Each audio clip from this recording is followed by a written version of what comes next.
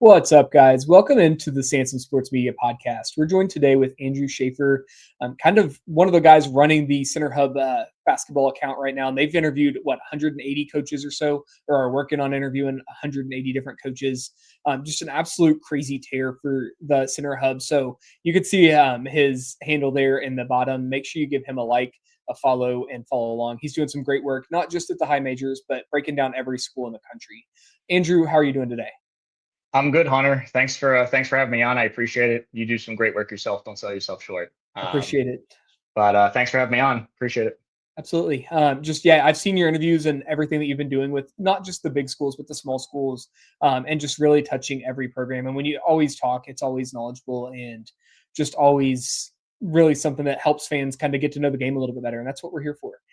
With that, what are your thoughts on Cincinnati area hoops, just in general, any of the schools? Just what are your big thoughts? Yeah, I mean, I think, last year it was a bit of a disappointment. I think with Cincinnati, obviously it's been a while since they've been in the tournament. I love the Calhoun hire. I think it's a home run. I love the fact they're bringing Bob Huggins back into the fold a little bit. I think it's great for the fans and, kind of spans generations there. So I think it's great for them. I love what he's done with the roster. I think expectations, honestly, are higher locally than they are nationally. I think a lot of national people have really underrated Cincinnati because it's a new coach, new culture, new roster. I love what he's done. I'm a big Riley Allen Spouch guy from George Mason. I think he's going to be really good. Tyler Tejada was a great mid-major player at Towson. He's going to be solid. And, if MJ Collins gets his approval, through the process, I mean, how much better does it get for Cincy fans? I think they're going to be in the tournament. I do. I think they're ready. I think this program is overdue. Yes. And I absolutely love the hire for Calhoun. Yeah, same. That was going to be my first question. So I love that you went straight to Calhoun. The hire of you, bringing him over from Utah State. Utah State, we've seen it. Maybe like Sprinkle hasn't had the success that we expected at Washington, but Utah State's proven it developing coaches. And then there's just a pipeline where they come on to big power conference programs. So Calhoun will kill it with Cincy, like you mentioned, the Cincy background. Alan Spotch, got to talk to him a little bit at one of the media availabilities this year. He's awesome. Really excited, and he's already put on some muscle. You can tell just from his George Mason to now. Already been in the Monster Factory, as they call it, and just putting on a lot of weight. So I'm really excited about him as well. Tylen Riley is hurt. I know it came out today, 4 to 6 weeks with a hand injury. I don't expect it to really impact much. Summer workouts just finished up. They're going to be starting school. They're going to go to the Bahamas. Tylen will still go. He just won't play. It'll be fine. Cincy fans, if you're panicking, don't panic right now. If we're talking 3 months from now, he's still out, let's have a different conversation. But that's not going to be the issue. He's going to be fine. He'll be back before November, and everything will be good. I agree. I agree with you, Hunter, though. I think, fans tend to panic when they see injury, like in July. The season doesn't start till November. People have plenty of time. So he's going to be fine. The good news is he's out for, I think you said 4 to 6 weeks. And then even another 4 to 6 weeks of, to ramp it up, he'll be ready by opening night. So I don't think anyone has to panic here at all. Yeah, and the good thing is with the hand, it's a lot better than having anything with the lower body because he can stay in shape. Like he can continue running and doing conditioning with a hand injury. So he won't have that big, long ramp up period. He'll have 4 to 6 weeks to do it, but he should be able to hit the ground running with his conditioning and everything. Would love to know your thoughts on Jaden Hastings. I know you're located up in the Northeast, right? Yeah, I'm in New York. Yep. Perfect. Jaden Hastings from Boston College. What do you know about him? What can fans expect? Yeah, he's a really good player. BC obviously hasn't had kind of the years that I think they've wanted. Obviously, it was difficult, under Earl Grant, but he can do a lot of things for them. He can really score. I think he just didn't. I don't think he really got the run he thought he was going to get at BC, and I think at Cincinnati he's going to get a lot more run. I think he's going to be a double-figure scorer for them. I do think he's going to be a major factor.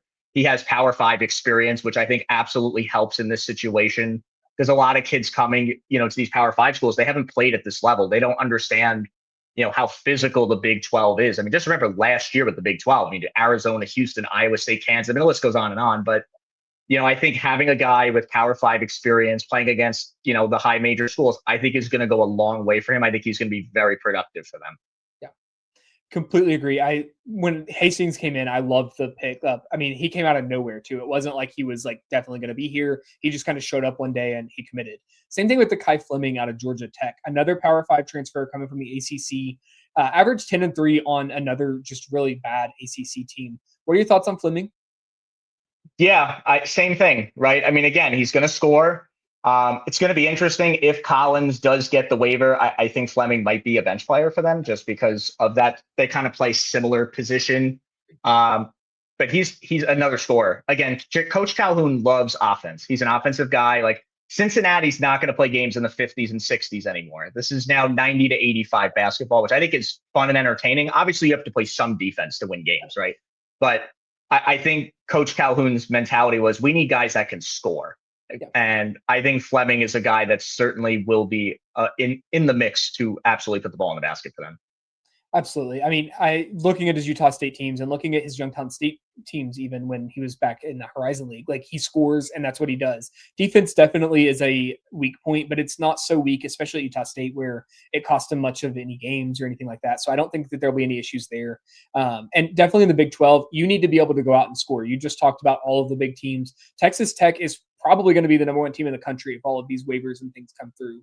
They look absurd. And I mean, bringing back Darian Williams with the class that they have is ridiculous.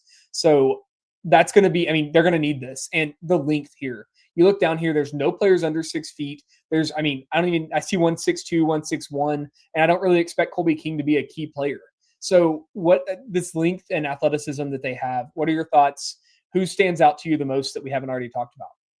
Yeah, I think the interesting name is David Oweezy from Utah State. And it's a guy who played, who understands Calhoun's system. And I think, you hear coaches talk about continuity and guys that understand, because it's really important in the summer to get the communication on point, because during the season, it's so chaotic. You're traveling, there's just so much going on and you don't have a lot of practice time because there's not enough time in between games. So I think anyone who's played for Coach Calhoun, Oweezy, Collins, obviously, Perryman, all these guys who played for Calhoun, I think are going to be crucial in establishing that communication with some of the newer guys who don't understand or, yet what Coach Calhoun is trying to put on the court. Yeah. And definitely when I've been at a couple practices now and they're constantly just stopping play, looking at one little thing, and it's super minute and something that most players aren't even going to catch on to. But I saw Weezy, I saw Eagleman, I can never say his name, but also from Utah State, and just some of those guys that are coming over from Logan, to Utah State here. Mm-hmm. Just really impressive. And honestly, the communication's there. You have that blend. You also have the high majors, but then you also have guys like Tyler Riley, who we talked about in the lead, but we haven't necessarily talked about since. Tyler Tejada and Riley Allenspach all coming from mid-majors up, but they all have proven track records where they're at. I'd love to hear your thoughts on Riley. I know we talked about him being hurt a little bit, but what are your thoughts overall on him as a player? And I'm assuming he's probably going to be the point guard for Bearcats this year. Yeah, I think Riley he was on a really good Tulsa team last year. And Tulsa overachieved. I mean, they were not picked anywhere near the top of that league. And I think Coach Conkle did an amazing job. But, to play in the American is a very good league. Like, I think people look at it as a disappointing league sometimes, but it's one of the better mid-major leagues. And I think the fact that he has that experience, and in the American Conference tournament, he played in some serious action. I think that's going to go a long way for him. And I agree with you. He's going to be the starting point guard. I would be very surprised if it's not him. Obviously if he's hurt, that's one thing, but I think he's going to be a huge factor for them. He might have to be, one of their top 2 scorers in this group for them to really have a shot. Obviously the Big 12 is really deep. There's no question. It's a very tough league, but he, I think, is a very underrated player in this league. I don't think anyone really knows about him, because when you think about, point guards, you always think about, guys on Arizona and Iowa State and Kansas. And I just don't think Tylen Riley's going to get the national notoriety that he probably deserves. Agreed. And I think you could go up and down the roster and say the same thing about Hastings and Fleming and some of these other guys that transferred from poor, like not good performing high majors that are not going to get any love. Same thing for Allenspach. You could go down the list here. It's going to be a team that should have a chip on their shoulder, and they should get back to that Bob Huggins physical brand of basketball that Cincinnati fans know and love. I know you mentioned they will be in the tournament this year. I agree. What are your thoughts on ceiling and floor for them? I think the ceiling is probably sixth in the league. I think, when you look at that league, obviously you have those premier programs: Houston, Arizona, Iowa State, Kansas, Texas Tech. I think those are probably the five that most people would have. I honestly think they can finish sixth. I really do, because the continuity, he's got it from Utah State. He brought in a bunch of guys who have played at the mid-major level and the high major level who have been impactful. And he's a phenomenal coach. I mean, yeah, I agree with you. Like, Danny Sprinkle obviously hasn't worked out in Washington, but I'm fairly confident that Coach Calhoun is the right guy for Cincinnati. And he's, he went to school there. He has ties to the school. He knows the area. He was at Youngstown State prior to Utah State. So I think the ceiling is six. The floor is probably like 11 or 12. I think is probably, again, that my concern with this team is, again, a lot of new faces, got to put it together. And, managing expectations is going to be a challenge for them. This is a fan base that is desperate to get in the tournament. They haven't been in a while. They're very passionate. Listen, I went to Syracuse. We were in the Big East with them. I understand the passion of Cincinnati basketball. But my concern, I think, just overall is their defense. Can they defend well enough on that end of the floor, to hang with the big boys, I think is the big question. But I would say 6 to 11 is probably where they're going to fall. And that feels, again, putting my bracketology hat on here, like that feels like a tournament worthy team either way. I mean, the Big 12 is probably putting 10 or 11 teams in the tournament, and there's no reason Cincinnati should not be one of those. Now, that's assuming a fully healthy roster. If you start talking about Riley having longer injuries or another injury added, we would reconvene at that point. But at least for now, this roster on paper should be, I was going to say like 7th or 8th in the Big 12 was kind of my guess. So right in line with what you said there. I don't see a reason why they're not competing, probably not with the Texas Techs and the Kansases of the world yet, but there's some continuity on this roster, and there's a lot of extra years on this roster too. These are not guys that are going to play 1 year and be gone. This is a team that could really build some continuity, and you could start to see them creep up even higher into the pecking order in the Big 12, moving into the future as well. Any final thoughts on the Bearcats? No, I mean, I think you said it. I think they're middle of the league, going to compete for a tournament spot, should get in, probably based on talent, barring injury. I think Calhoun's a Grand Slam hire. I've said it all along. I absolutely love the hire. I think they really needed a guy who had ties to the area. I think that always helps, and especially a guy who's been in the NCAA tournament at another program, that also helps. So I absolutely think this is going to work out. I think Cincinnati fans should be excited about the team they have this year. I agree. There was one name I looked at when Cincinnati fired Wes Miller, and it was Jared Calhoun. There was no other hire here. They hit it out of the park. They had one job, and they did that job flawlessly. And the increased donor support and everything that they have gotten a lot more resources this offseason, and that has really helped. And that's something that they've talked about kind of several times. All right, moving on. Speaking of increased support here, Xavier.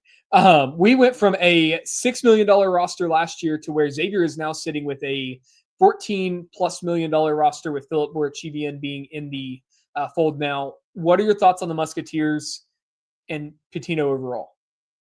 Yeah, so I actually interviewed him last year at Big East Media Day. I was there, and I asked him about, what do you want to do in year one? Because it's hard. Like, when you're taking over a program that was run by Sean Miller for a long time, Sean was a great coach. Like, I don't want to disparage him at all. But, Richard was like, we want to build the culture, build the right way, and do all that. And I think he did some of that last year. Again, just the NIL wasn't there. It was going to be really tough for them. But the fact that they had $14 million is a great sign for them. I honestly think the key for this entire year could come down to the health of Pisano. I really think he is the X factor for me with this group, because he didn't play last year. He had the meniscus injury. They claim he's going to be cleared by opening night. If that's the case, I'm expecting him to have a pretty sizable impact for them. He is, just to give fans a little update, he is back in live action. He's doing some contact drills, not fully cleared yet, but he has a bone bruise. It's an unrelated injury to last year. So what gives me concern on top of the meniscus is he now has a second injury. Is he going to be able to, is his body going to stand up to the Big East? But I completely agree. He's probably going to slot in at the 6-man to start the year, but I could see him overtaking Dominguez or somebody to overstart and end up in that starting 5 come Big East play. Yeah, no, I think your assessment is fair of his injury history. The Big East is very physical. I mean, I covered St. John's all year with Zuby Ejiofor last year, just, mauling people. Taris Reed was physical. Like, got to be able to handle that. Otherwise, you're going to get hurt. And unfortunately for him, he's had, some injuries. Hopefully he can stay healthy, because I do think he can be a double figure score, 6-man role for Richard Pitino. And I think it would go a long way for them if he's healthy. Absolutely. And speaking of getting physical and that big man presence, Mike Nwoko from LSU, Rollins Algibe from Southern Illinois are the two bigs that I really project will be making an impact from day one here. What are your thoughts on the bigs and what they brought in? Yeah, I mean, both of them didn't play on great teams. LSU and Southern Illinois really struggled last year, but Nwoko was a guy who was rumored to go to Xavier for a while because of his connections with some of the players and the training staff. So I wasn't really shocked there. I'm a little concerned with his defense. He's not a great defender, and I think that's my one concern with Xavier is going to be rim protection. How do they go about that process? Rollins is interesting. I mean, he played Missouri Valley's a great league, no question about it. I just wonder if he can physically handle the Big East sometimes. Coming from the Valley, it's totally different style. But I think Nwoko is a really good ad. I mean, it's a guy who averaged 13 points a game in the SEC. I mean, that's pretty good. I think he's going to be a 15-point-a-game guy pretty easily for them, maybe even a 15-10 guy for them. Yeah. I think they're going to need production out of him, and they're going to need him to stay healthy. He's a big part of what they want to do. Exactly. And you looked at last year's roster, and that was the biggest weak spot on that entire roster was Jovan had to play the 5, Trey Carroll was playing down at the 4, and it just made it impossible for them to do anything. Mike, I think he's probably going to have to average a double-double for this team to get where they want to go. If they want to be a single-digit type of seed in the NCAA tournament, he's going to be averaging a double-double, or at least like 9 rebounds and 15 or 16 points. I think Jovan Milicevic and Philip Borchiving coming back. Philip coming back, as long as he gets cleared, same thing as MJ Collins, is a huge plus for this team, because returning just Jovan made it really difficult for this team to really be deeper than 6 or 7 guys. Now with Philip back, you're talking about 8, maybe even a 9th guy, and it really just opens things up. What are your thoughts on the returning 2? Obviously, I have Pizzotto and Westfall listed. Westfall is a preferred walk-on, fan favorite kind of guy, so that's why he's on here. Pizzotto, we already talked about. Yeah, I mean, again, going back to continuity, it's very important that Coach Pitino brought guys back who understand what he wants to put out there. And I think in the Big East, you always want to be physical. You want to defend well. It's a very much a toughness defense league. I mean, you look at Dan Hurley, Rick Pitino, Shaheen Holloway. I mean, all these guys are tough, coaches. And I think Richard, getting Philip back is huge. If he's able to get cleared, he's probably, like you said, probably going to come off the bench, I would expect, more than likely. But again, he's productive. He logged some really good minutes for him. Same thing with Jovan. Like, they both produced at a huge way. Wouldn't shock me if both of them are double-figure bench scorers at all. Wouldn't shock me at all. And I think they're going to be huge pieces for them. Yeah, I would expect Jovan to start. But then with Philip, he's probably logging into the 7th-man role. I think Pizzotto, Dominguez are going to lock out that 6-man. But I will say with Philip, that was what his role was supposed to be from the get-go. Pizzotto got hurt. He had to step into a bigger role last year, and he did it well, but he's not that kind of guy. He can go back to playing his level of basketball and be a little bit more at where he wants to be and provide that impact off the bench. Moving back towards starters and transfer types of guys, True Washington, Chance Westry are going to be looking at your 1 and 2 coming off the starting lineup here. What are your thoughts on those two? One's coming obviously from Miami, the other from UAB. Yeah, so True Washington played for Richard at New Mexico. So I think it helps that he already knows what to expect going in there. And he's played at the high major level. And Miami was a very good team last year under Jay Lucas. Chance Westry's a guy I'm pretty familiar with because he went to my alma mater. He went to Syracuse. Now, he didn't play a lot for Red Autry. He dealt with a lot of injuries, unfortunately. I loved his talent. I just think his length, his versatility, his playmaking is extremely impressive. I'm very curious to see how Richard Pitino gets this trio of Dominguez, Washington, and Westry to kind of find their way. I think he's got a lot of options, though. Like, Westry can play point guard, Washington can play point guard. Dominguez is going to do a ton of shooting. That's all he's just going to light it up. But I think Westry and Washington were 2 really crucial ads for Richard Pitino. And it's one of the better backcourts in the Big East, I think, when you look at it top to bottom. I completely agree. If you would have told me this roster was just going to have like Nwoko and Algibe and then other like lesser point guards, like lesser named point guards, we'll say, I would have been much more concerned about the roster. But I think their strength is definitely going to be the guard position, and True will bring great defense too. I know we talked about defense down low being a problem, but I think the athleticism and length on the perimeter is going to be a plus for this team. And while they're going to have to figure out somehow to hide the bigs from a defensive standpoint, the perimeter should really help them. And then you're going to have coming off the bench, Kelly House and Asher Ellison. Both are highly rated freshmen coming in. House has had nothing but rave reviews since he got here. Ellison has also looked like a positive since he started. What are your thoughts on the high school kids and kind of where they're headed? Yeah, so it's interesting. We're actually interviewing coaches, and I've been asking all these guys, how do you manage, the portal versus recruiting out of high school? And it's interesting. You get some really varying opinions from, we don't want to recruit freshmen anymore. We only want experience, to, hey, we need to have a couple guys here. So it's really interesting. But Kalik's going to be good. Kalik House is going to be very good. His father, of course, was Eddie House, and his brother played for New Mexico, I believe, for Richard. So I expect Kalik House to be good. Now, how much of an impact he's truly going to have day one, we'll see. He is a freshman. He's still very young. Typically, when you get to the Big East and conference play, freshmen don't really have a massive impact right away. It usually takes them a while. Like Braylon Mullins, it took a little time, and then he got going. So I'm not expecting him to have like a massive impact like day one, but I would say more second half of the year, I think he's going to factor in a lot. I agree. And his shot's pure, and that's something that always translates. It's going to take a little bit for that shot to fall, but his form looks good. He is actually a little bit bigger than I expected. So I agree. I think it will take him some time to get up to speed, but he's the freshman. If I'm looking at this group, that's the freshman that's going to actually get some minutes this year, and I expect good things from him. All right, ceiling and floor for Xavier.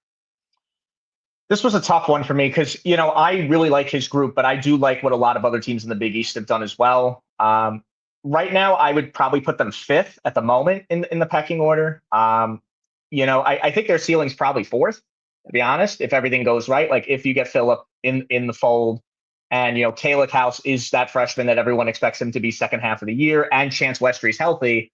I do think Xavier can finish fourth. The floor is probably seventh. They're probably in that middle tier in the Big East where I don't think they can compete with UConn and St. John's financially and talent wise, but I do think they can compete with teams like Providence, who put together a brand new roster, Creighton, who I really like with the continuity they have. So I think they're in that middle group.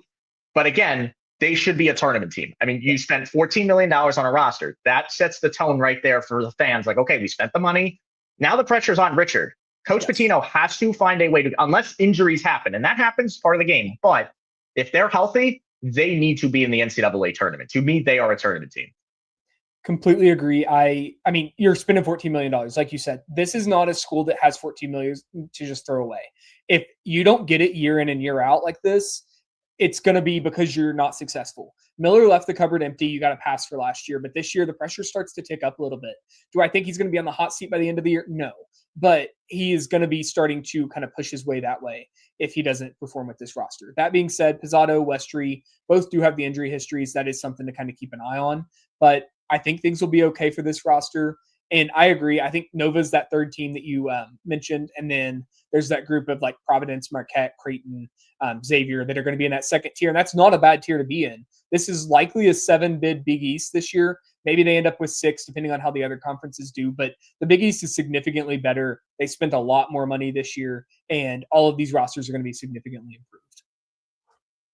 Yeah, I agree with you. The Big East spent a lot of money. Xavier spent a lot of money. Providence spent a lot of money. That's why they hired Brian Hodgson, was to do that. I think Creighton honestly spent a lot retaining their guys. I mean, they spent a lot. And I wouldn't rule out DePaul. I love what Holtman's done. Like getting Lagoon Guath for that program was a massive deal. Yeah. I'm not saying they're going to be a tournament team, but I do think they're going to win some games that they probably shouldn't win. Like they're not the laughing stock that they were anymore. Oh, I absolutely agree. I think they are probably going to finish in a single-digit type of area. I think 8-9 for DePaul probably looks good, and I'm really excited for it. DePaul, Chicago, the Big East, that's why they brought, DePaul in. They're in Chicago. They need to be good. That's a market that the Big East wants to capitalize on, and Holtman's getting them there. They just need to kind of get some of that trend going, and then next year you could be really starting to talk about DePaul as a serious tournament team. All right, one more team I want to touch on. I know you like your smaller schools too. This got really big. Sorry about that. But NKU, almost a completely brand new roster here for Northern Kentucky. They did bring back a handful of guys, but Ethan Elliott, Donovan Ratana Kahari, I know I mispronounced his name, are the two that contributed last year. A handful of other exciting freshmen, some transfers. What are your thoughts on the Norse right now? Yeah, I mean, I think again, like Darren Horn is a great coach. He does a great job of putting teams together. This is a program that has been a tournament team recently, and he knows he's been around long enough. He knows how to put teams together, and he has continuity, which is very important at the mid-major level because a lot of those guys they go to greener pastures. Their agents lead them down that road, and I think it was crucial for them to bring back Ethan Elliott, who only averaged I think it was 5 points a game last year. But he's a guy who I think they're expecting big things out of. Donovan, like you said, is another guy they're expecting big things out of. So I think it was crucial, for Coach Horn to get continuity at the mid-major level in a league, the Horizon League, which is, let's face it, it's probably middle of the road in terms of league status, and those guys that when they play well, they want to move on. They want to go to the Power Five and play for Duke or Carolina or whatever. So I think it was crucial for Darren Horn to get back these guys. Completely agree. And what do you think about the transfers in? Eric Acker and BJ Davis-Ray are the two that are kind of transferring, and air quotes, like down, if you will. But what are your thoughts on those two guys? It's not really a down transfer, more of a finding playing time. But yeah, I think Acker is going to be good. I think he's going to be a good player for them. The A10 is no slouch of a league by any means. And LaSalle did have a rough year, but I think Acker is one of these guys that, playing at a lower level, I think he's going to excel. I think he's going to play really well. And, Will Short at Niagara, I've actually watched a couple times because I covered Iona by me. And, I've watched Niagara. So Short is a really good player. I think he's going to come in and do some really good things for Horn, especially on the defensive end of the floor. I think he's going to really help. So we'll see. I mean, BJ Davis-Ray, unfortunately, he didn't get a lot of run with Andy Enfield at SMU. They were a deep team, that SMU team that unfortunately had some injuries. But again, like when you come down levels, I think you have to expect those guys to really take off. Yeah. And I think Davis-Ray, Acker, those are the two guys I'm looking at and saying, okay, you guys have to show and be the leaders of Northern Kentucky. Absolutely. Yeah. I really like that there's a mixture this year of like coming up, but also coming down. And there's no D2 or D3 transfers. Not saying you can't transfer up divisions like that, but it's so hit or miss with some of these guys that it's been a problem.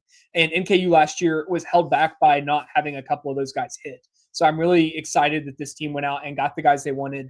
This is another team. I mean, none of the area teams had any complaints about their NIL budgets. Yes, everybody could have more, but NKU even, I mean, they were $350,000 to $500,000. They had what they wanted. They got the guys they wanted. There's no more complaining about it. There's just time for Horn to go out and be a great coach like he is. So it's a great year. I think if you're not following the Cincinnati area sports, you're doing yourself a little bit of a disservice, especially if you live in the area here. So make sure you follow all of NKU, Xavier, and Cincinnati as you move forward. But as we zoom out a little bit here, going to pull that away here and make us a little bit bigger. What are your thoughts on just the overall, just kind of culture? I want to get your thoughts on the culture. We talked about the 5-5 waiver a little bit with Worth, GVN, and with Collins. I want your thoughts. My thoughts genuinely are that this is obviously going to come. I mean, there was no way that they weren't going to sue for this. The NCAA should really just lay down and let these guys have a fifth year because they've set themselves up for failure. The COVID year and then the 5-5 starting. These are the only guys that didn't get that fifth opportunity. But would love to hear your thoughts on that. Yeah, I think it's going to happen too. I agree with you. I'd be shocked if it doesn't, to be honest. I'm kind of surprised it hasn't happened already. But again, like it's probably the issue I have with it is the timing. It's going to happen so late. Like I wouldn't be shocked if this happens in like September or October and everyone is just scrambling because there are coaches that have left NIL over for some of these guys. Like I'm sure Cincinnati did it with MJ Collins. They probably left some money over. Xavier might have done it with Phillip. Both you did. You have to leave money over for these guys. Like you just don't have a choice. And I know it's affected the Cincinnati area more than most, with these with this lawsuit. But yeah, I think it's going to happen. And I think you're going to see it. I wouldn't shock me if it happens in like every state in the country. We have at least one guy, because maybe they can't make it at the pro level and they only, can make it at the college level. And I think it's not just at the Power Five, it's going to be at the mid-major level also. It's crazy what's going on. Yeah. Yeah. And I mean, it could help a school the size of NKU or something like that be able to find a diamond in the rough that just needs a landing spot, that gets $100,000 and is your star player averaging 25 points. There's going to be a mid-major out there that's going to get somebody like that, and it's going to happen. And it was foreseeable. There's no reason the NCAA should have gotten ahead of this, but here we are, and we're going to kind of just make the best of it if we can.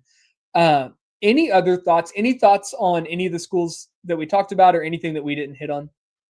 Yeah. So we mentioned off air about Kentucky and Louisville.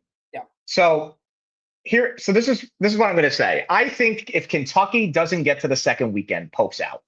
Yeah. I really believe that, and it's unfortunate because he's an alum and I think he wears his heart on his sleeve, right? Like, I think he can coach. I just think when you're at a school like that, when you have that big of a budget, the roster is very underwhelming. Let's call it what it is. And there's pressure on Pat Kelsey now. I know a lot of people don't understand that, but there is pressure. Like, you spent $20 million to go get Jackson Shelstad, to go get Flory Bidunga, to go get Alvaro Ferguer. It's like, you're expected to make the second weekend. Like, there is pressure on Kelsey and on Pope and DeVries, for that matter, in Indiana. There's also pressure there too. So I think it all comes down to, you can spend as much money as you want, but can you get this group to gel and succeed and have, the chemistry at the right times? You don't want to peak in December. You want to peak conference tournament. We saw that in other conferences. I just interviewed Georgia Southern, and they went to the Sun Belt tournament final as a 10 seed. Yeah. So you want to peak at the right time. And I think for the bigger schools, obviously there's a lot more pressure with money and whatnot. But a school like Northern Kentucky, for them, it's peak at the right time, win the games you're supposed to win. Don't lose to your lesser schools in your league, because Northern Kentucky is going to be, at worst, middle of the league in the Horizon League. They're too well coached. Darren Horn does an unbelievable job, especially on the defensive end of the floor. That's kind of where my thoughts are. I just think there's a ton of pressure on Kentucky, Louisville, Indiana. They got to find a way. But I think Cincinnati people are going to be pretty happy with the basketball this year. That's what I'd say. I completely agree. And yeah, I think Pope, there's so much pressure on Pope at this point. They will run him right out of the area, just like they did Calipari.